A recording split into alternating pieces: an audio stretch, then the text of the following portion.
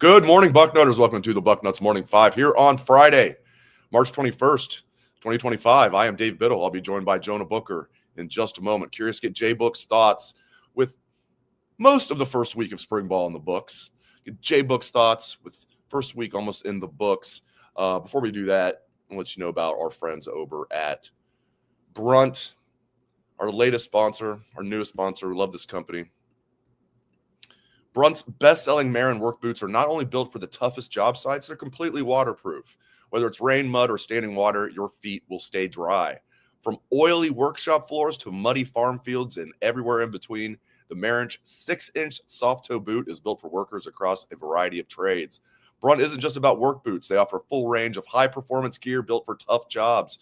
From heavy-duty work pants to weather-resistant jackets, Brunt designs durable, reliable workwear to keep you protected and productive in any condition.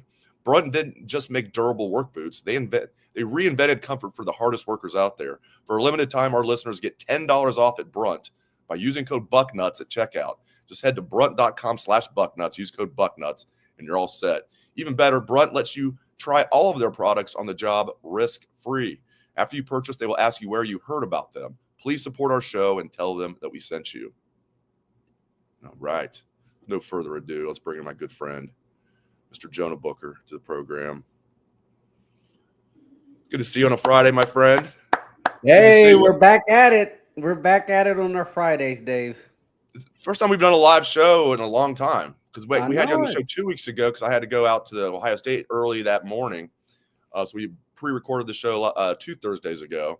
And then last week you're on vacation. So it's good to have you on the live show, man. I know it's good to be back, and thanks for all of the faithful listeners that are here this morning. And the feedback is funny, Dave, because people have messaged me like, "Hey, are you coming on the show on Friday?" I was like, "I'm on vacation, but I'll be back next week. Can't wait to get back on the show." So I appreciate all the love from everyone.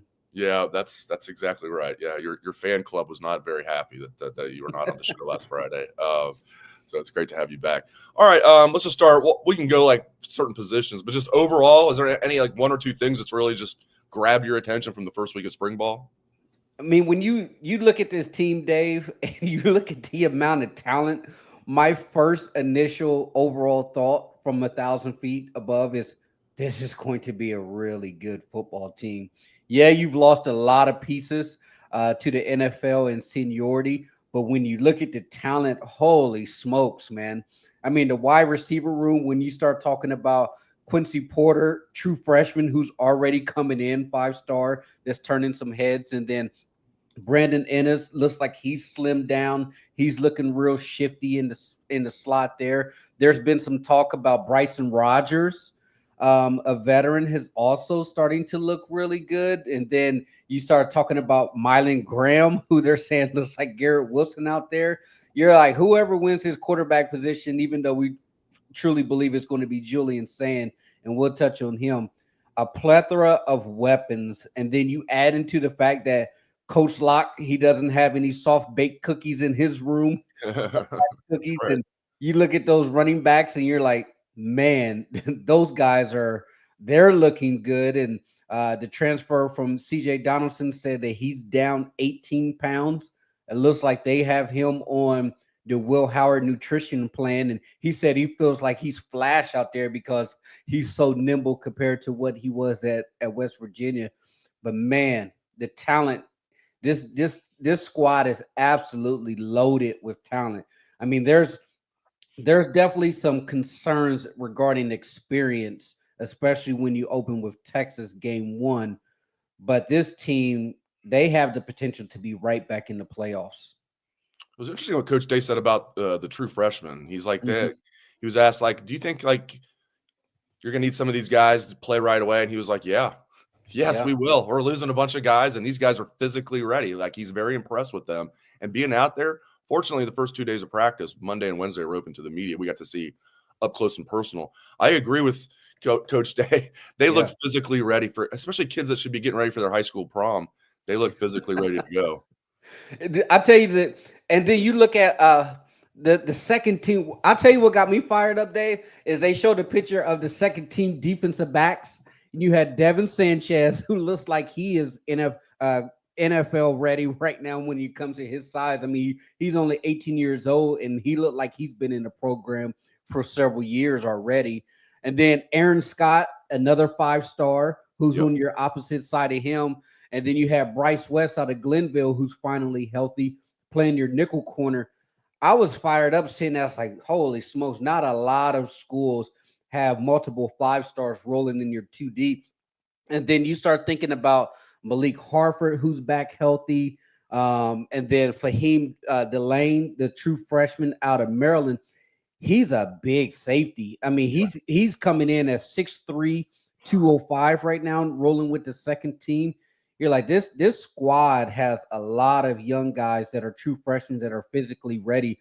And then Riley Pettijohn, the 5-star linebacker, he's out there calling the defense with that second team unit. So yeah, a lot of those younger guys, they're going to play. And I think they obviously Ohio State has the roadmap to say, hey, if you want to be able to make it to a championship, it's going to be a long season. You're going to have to use some of these younger guys. You can't beat the heck out of your starters. So we're going to rely on some of this young talent to be able to come in and fill some of these minutes that's going to be needed throughout the season.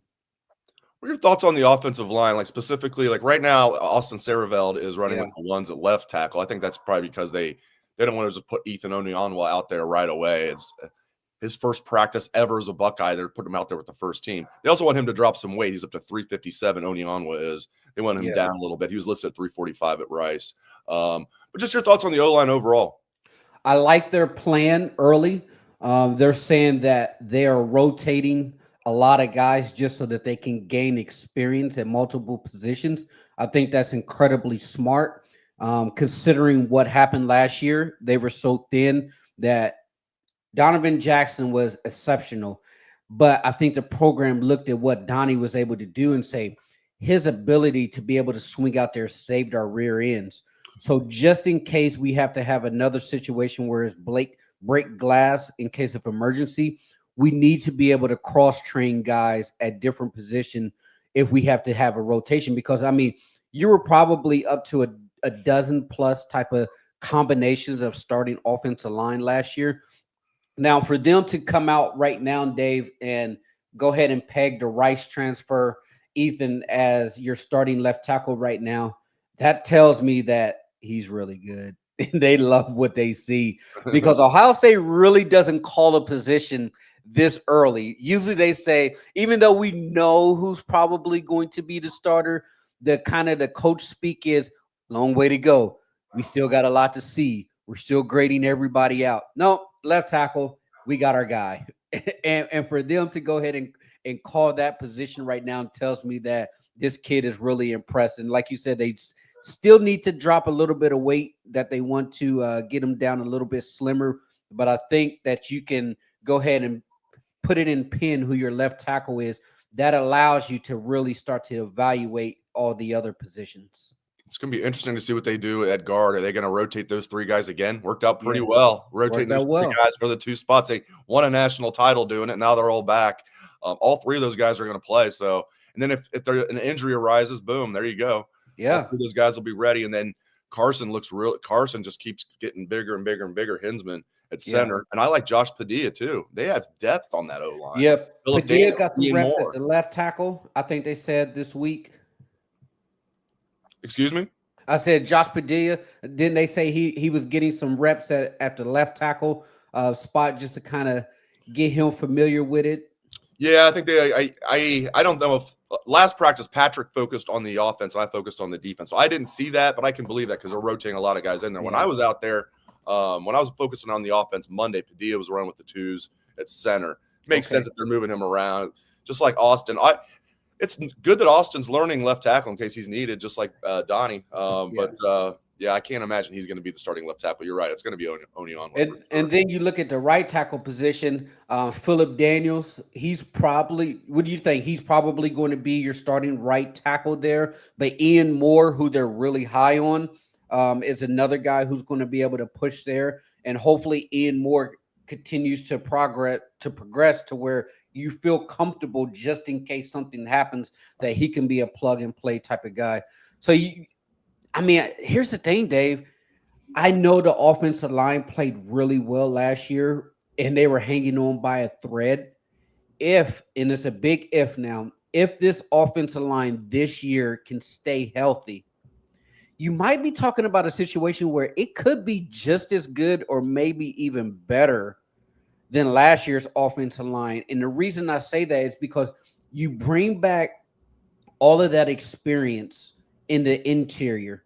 A lot of those guys have played a ton of football, so you're bringing back the experience. As you mentioned, they're getting bigger, they're getting stronger in the middle, and now you bring in two tackles who may be a little bit more athletic than what you were getting out of Donnie at the left tackle. And don't get me wrong, Donnie was outstanding.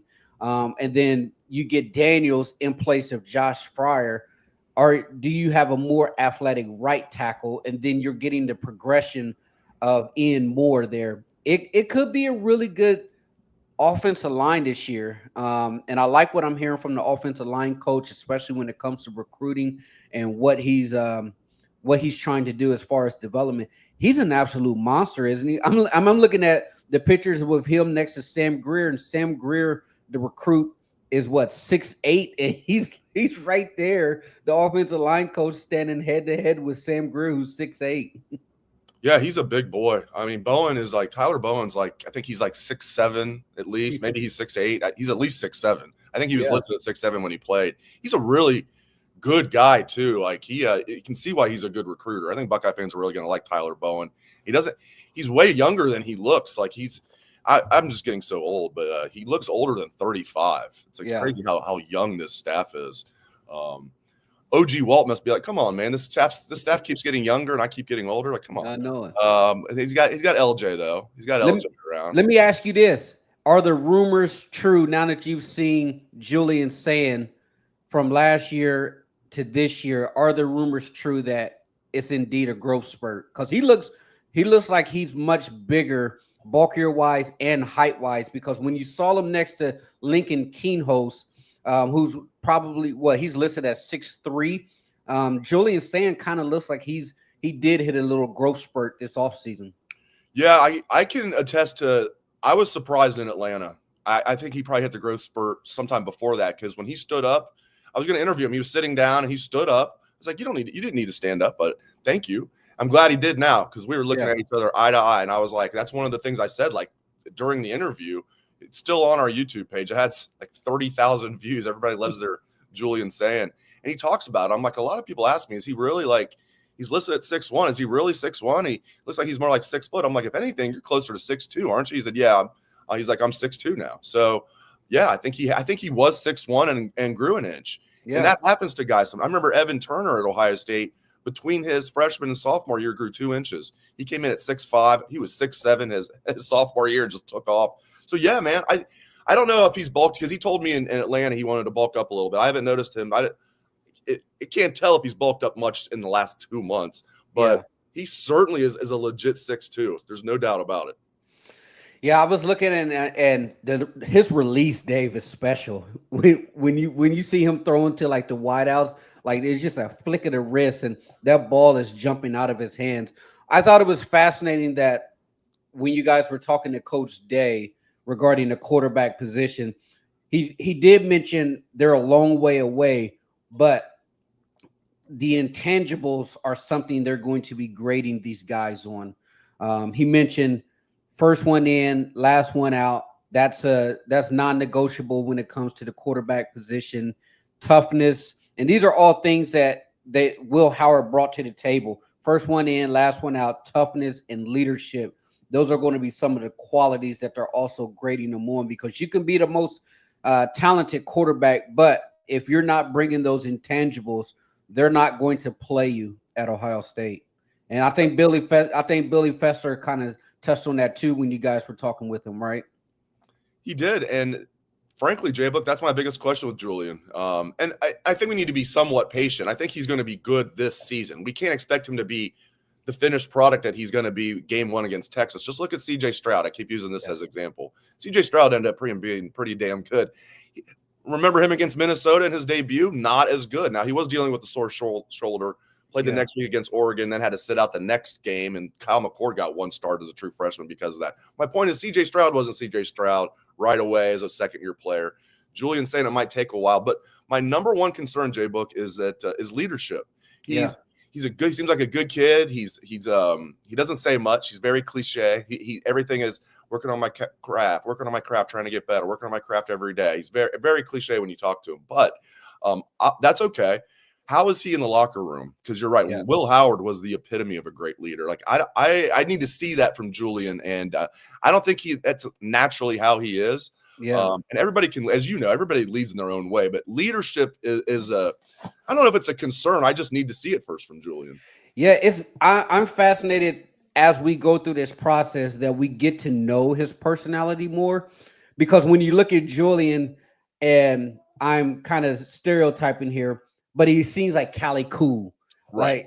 like a California quarterback, kind of like CJ. CJ was Cali cool, and you kind of get that vibe from saying like just a cool Southern California kid that's playing quarterback. And how's that going to translate into this locker room? Because Will Howard was more blue collar, fire and brimstone. I will, I will. If there's a wall in front of me, get behind me. I'm going to run through the wall first for my team. That was kind of the mentality that Will Howard brought to the table that a lot of those guys really loved. And you talk to some of those kids that are on the team, they gravitated to that type of personality with Will Howard. But that doesn't mean that a Cali cool kid can't be a good leader in his own right. I just can't wait to kind of get to know his personality and see how that's going to translate into the locker room. We're going to talk more Ohio State football in just a moment. Before we do that, I'll let you guys know again about Mando. I love Mando. I'm a customer. Going to be, listen, if you're going to be at a sports bar or a casino or anywhere today with a big group of people and you're going to be eating food and cheering on your team and getting loud, you don't want to stink. You don't want to be the person that at the party that stinks. So get some Mando. Mando is America's #1 whole body deodorant for men. Like I said, I highly recommend it. If you've been using the same deodorant for many years like I was, it's time to try something different and better. That's where Mando comes in. Do you want to try America's #1 whole body deodorant right now? You can find the products at Walmart, Target, and other retailers across the country. But for the best deals, go to shopmando.com. Shopmando.com. Mando starter pack is perfect for new customers. It comes with a solid stick deodorant, cream tube deodorant, 2 free products of your choice, and free shipping. As a special offer for our listeners, new customers get $5 off a starter pack with our exclusive code. That equates to over 40% off your starter pack. Use code Bucknuts at shopmando.com, shopmando.com. Please support our show and tell them that we sent you. Smell fresher, stay drier, and boost your confidence from head to toe with Mando.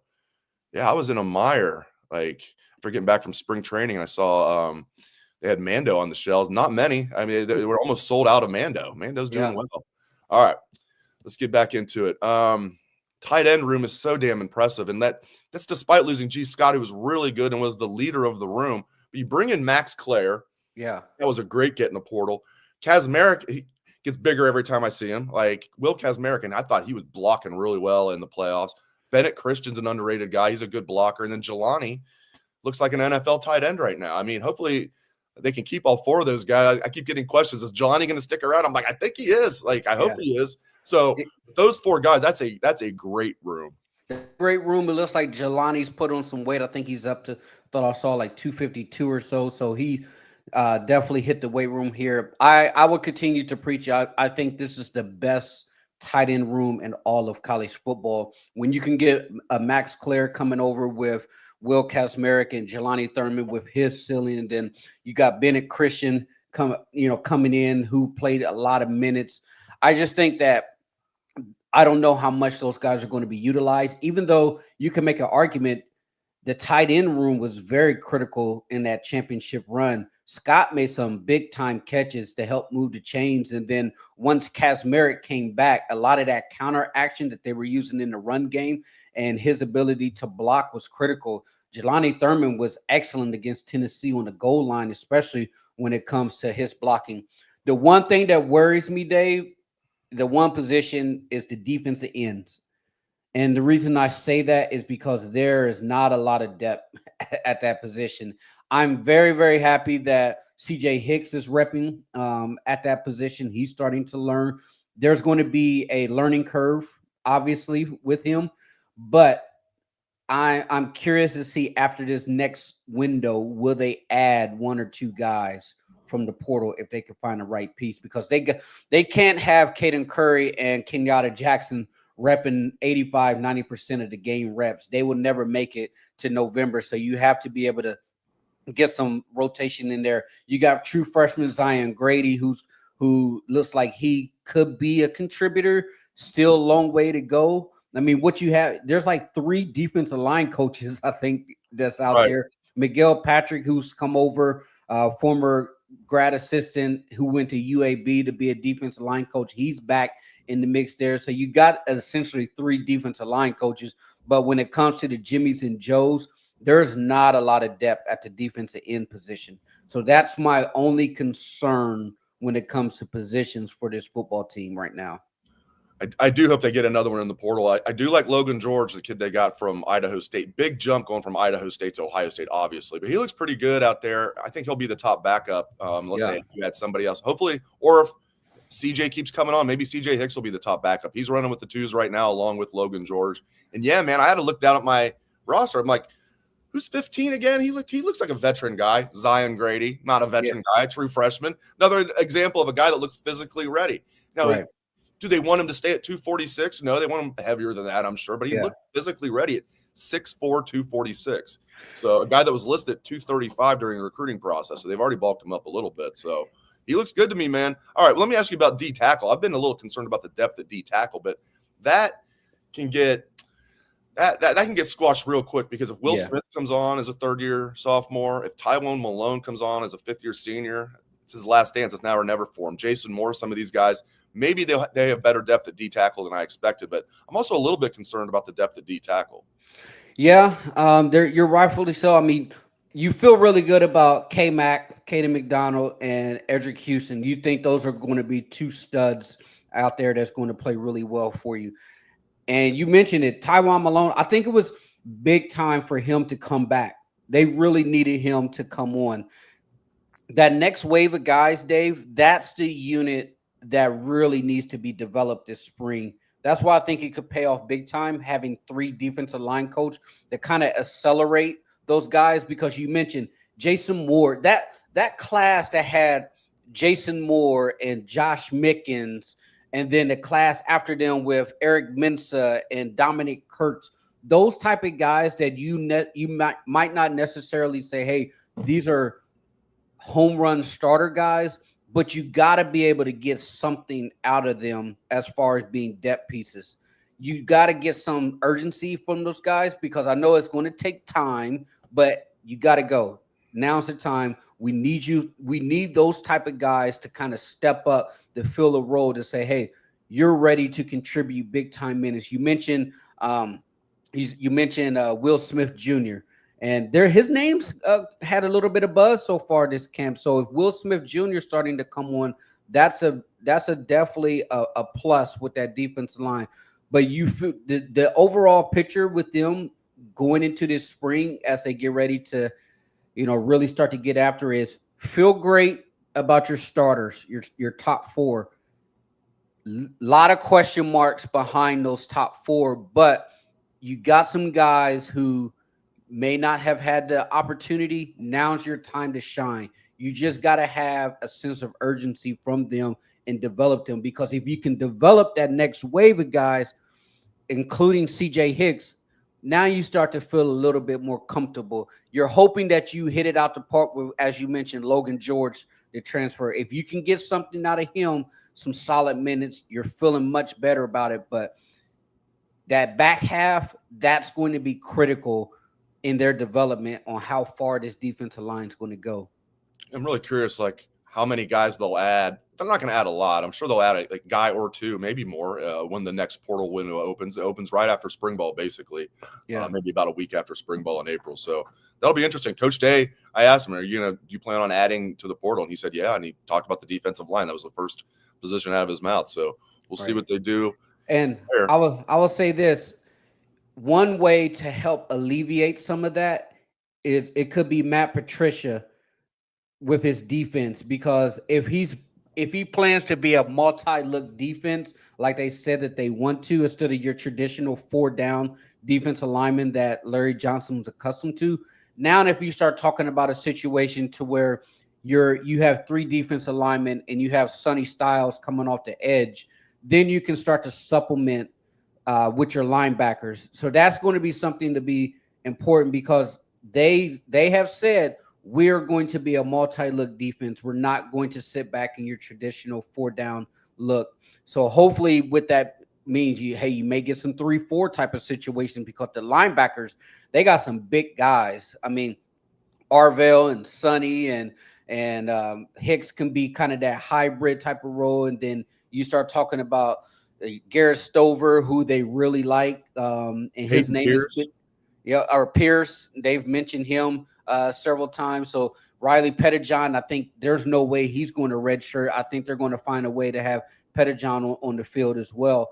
So I do think that they got some options and some chess pieces to play with. You don't have to be just your traditional four down look. You can be a multi-look defense to where you can utilize certain skill sets. And that's where a Matt Patricia comes in, because that's kind of up his wheelhouse.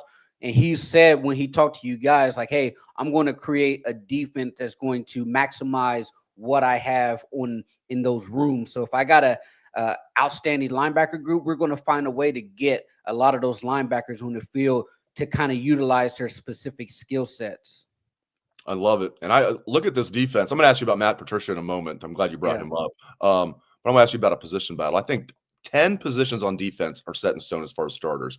There's one really good battle, and that's safety opposite Caleb Downs between Malik Hartford and Jalen McClain. Right now, Hartford's going with the ones, McClain's going with the twos. They're rotating a little bit.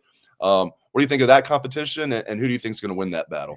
Yeah, it's a good competition, because you look at Malik Hartford, a kid who played as a true freshman. And as you know, Dave, being able to see the field as a true freshman and meaningful snaps at Ohio State, that's incredibly difficult. He was able to do that. Not healthy last year. Now they said that he's back healthy this year, a little bit older. It's go time now for Malik Hartford. You're 3 years in the program. Time for you to get going. And Jalen McClain looked like he's the real deal Holyfield. I mean, some of those veterans, they have raved about McClain as being a guy who is an upcoming potential superstar. So that's going to be a battle there. I think it's too close to call, too early to say who we think is going to win that position right now, considering that Hartford's getting the first crack at the back, running with the first team. But it's going to be a battle. I look forward to it. Hopefully, here's the thing, that both guys come out of this situation and you're feeling good about both guys, that you can say, hey, either guy who we put in there is going to be performing at a high level. And then it looks like the chats here is mentioning Hero Canoe should have stayed. I do think that if Hero Canoe, he should have stayed. I think he would have been in the rotation for sure this year. There's been some pictures of him circulating on Ohio State's campus. Did you see that? Hero? Yeah. No, what happened? He there's been pictures of him this week working out at the student center in his Ohio State football gear.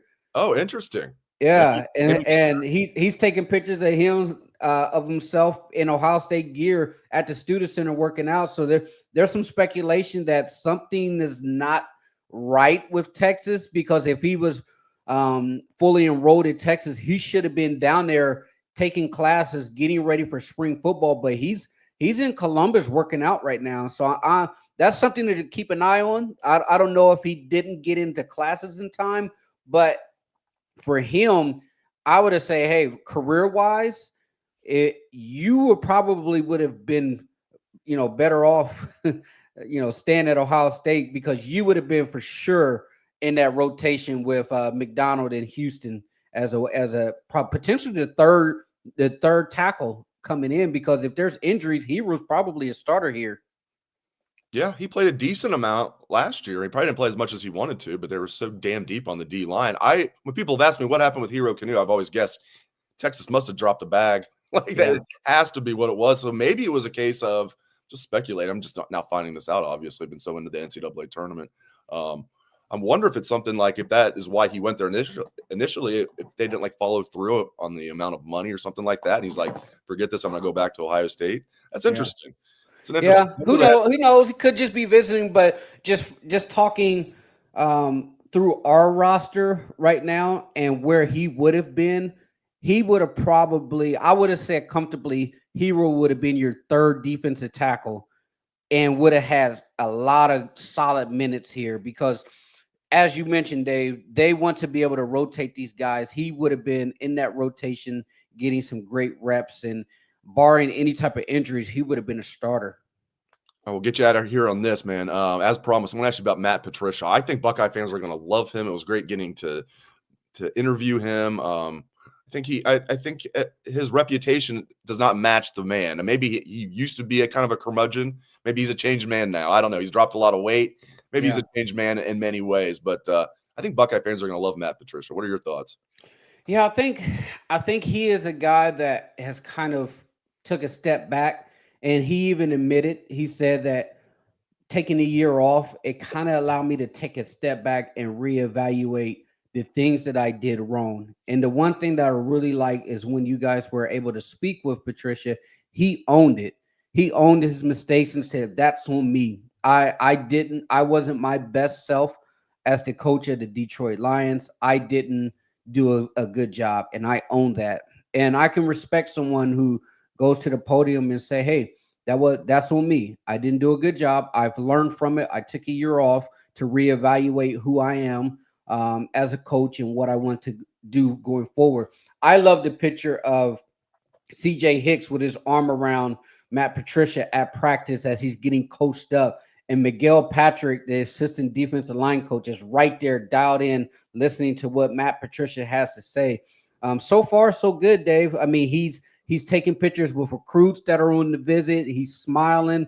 And for him, I thought he handled his press conference extremely well with the media. And that was always going to be the big thing is, okay, what type of personality are we dealing with here? Because you hear all the stories, but he came across extremely well. And I think that he has an opportunity to really change his perspective, like people's perspective about him and his career. Because if he comes here and he does really well, Dave, all of a sudden you're talking about what a grand slam hire Ryan Day was able to get, a brilliant mind in Matt Patricia, who a lot of people had cast off. But having that sit down conversation is saying, this guy is saying, "Hey, I made a mistake and I'm ready to move forward. And this is how I can be a wonderful contributor to the Ohio State program." And the other thing there's two other things with him that really stood out to me, Dave, is one, I thought it was fascinating that he said his goal, the reason he wants to come into college is he wants to be a sounding board. He wants to be able to help these kids, one, learn the football game, two, help them become a better version of a man that they are now, and three, help them to get to the NFL. That's the type of mentality that you have to have as a successful head coach. You want to be able to help these kids get to the next level. And then when a parent drops their 17, 18-year-old kid off and they send them back, as a parent, you want them to say, "Hey, they've turned my young boy into a man who's responsible, who's disciplined." And then secondly, I thought it was very, very, very cool that he said he wanted his family to experience the culture that Ryan Day has created at Ohio State. And you don't hear a lot of people say that. Like, for him to candidly say Ryan Day has created such a family culture at Ohio State, he wanted his wife and his kids to experience what that felt like, to be able to be at a high pressure environment like Ohio State. But Ryan Day has done a wonderful job cultivating a family atmosphere that he wanted his family to experience. That thought that was really cool for him to say that, and it kind of gives you a perspective on why he decided to dip his toes into the college ranks. Yeah, it says a lot. That says a lot. By the way, we have some people in the chat that says that Hero Canoe was just he was on spring break. He was just visiting friends. So Okay. just trying to tease the Buckeye fans with posting pictures in Ohio State gear. Come on, Hero. He's a good kid. He knew what he was doing. Hero likes to joke around a lot. I like him. I wish him well at Texas, except for one game. I don't wish them well in the season opener. All right, great stuff, my man. I appreciate it, JBook. Thank you so much. All right, talk to you next week, my friend. Hey, good luck with your brackets today. I know it, man. I'm sitting right in the middle of the pack. I need some moves right now. How are you looking on your bracket? I'm doing all right. And I'm really into my player pool. We draft players, and we have Yeah. like these rosters. I'm super into that. But my bracket's doing all right. We'll see how today goes. I got a couple upsets that I predicted. If I can get these upsets to happen, like I got North Carolina getting past Ole Miss, and then I think Colorado State versus Memphis. If I can pull some of these upsets, I'm right back in it. But hey, I'll talk to you next week, buddy. All right, bud. Appreciate it. All right. Thanks as always. He's the man. JBook. I don't need to tell you guys that. You guys know he's the man. I do need to tell you guys about Factor meals, though. I love Factor meals. If you like really good tasting food that's healthy and ready in 2 minutes, hello, Factor. Oh, it gets delivered to your doorstep. So many good things. I keep telling you guys this story, but it bears repeating. I like the actual like testimonials, like real life stuff that we can tell you guys about. So yeah, my side job, as I've told you guys, I do some radio here in Columbus, and I'm doing a 3-hour show. There's a guy that I work with, one of my good friends, that halfway through the show, not even halfway, about an hour into the show, he always makes a microwave meal, or was before he started using Factor, was making one of those frozen old school microwave meals that don't really taste that good, filled with preservatives, and stinks up the office. Nothing good about that. So get with Factor. I turned him on to Factor. Now he loves it. Got him 50% off. So we can get you guys 50% off too. Factor is high quality, great tasting meals that are ready in just 2 minutes. Never frozen, always fresh. No prep, no mess, nothing to clean up. Again, stop eating those old school microwave meals that we grew up on and get with Factor. We have a great deal for you guys. Eat smart with Factor. Get started at factormeals.com/factorpodcast and use code FACTORPODCAST to get 50% off your first box plus free shipping. That's code FACTORPODCAST at factormeals.com/factorpodcast to get 50% off plus free shipping on your first box. It's a great deal. 50% off plus free shipping. Give it a try. You will not be disappointed. You'll love it. All right, Buckeye. No media availability today. We will have stuff on Monday. We're getting Coach Day after practice. We're getting Matt Patricia. We talked a lot about on the show today. We're getting Matt Patricia after practice, so that'll be good talking with Coach Patricia for the second time. Now that he's had a chance to actually coach his guys for a week. First time we talked to him, he hadn't coached his guys yet. He'd seen them working out. He knew about all of the players. I mean, he'd met with all of them and like knew everybody. Like he was like naming like third team guys. He wasn't like he was still getting to know the guys, but he hadn't coached them yet. So that'll be cool talking to Coach Patricia. We will see what happens. It's going to be interesting. I don't think they have a scrimmage this Saturday. They have one next Saturday. Then they'll have a scrimmage the Saturday after that, which will be the Saturday before the spring game. Then they'll have the spring showcase. I don't know why they're doing the spring showcase. It already was a spring showcase. I know I've said that before. Like it hasn't been a spring game since probably the Tressel era. They're already doing like stuff like, oh, we're just gonna like, midway through the game just kick like 8 straight field goals or something. It already was like not really a spring game anyways. I don't know why they had to call it a spring showcase. Just call it a spring game and do it like you have been doing. As long as the students do the knocker ball where they run across the field and fly into each other with those knocker balls, I'm okay with it. That's always the highlight to me is the knocker ball. I'm somewhat being facetious. All right. Not being facetious. JBook is awesome, and I really appreciate his time. Thanks to JBook. Thanks to all of you. Really appreciate you guys very much. Hope everyone has a great day and a great weekend. Go Bucks.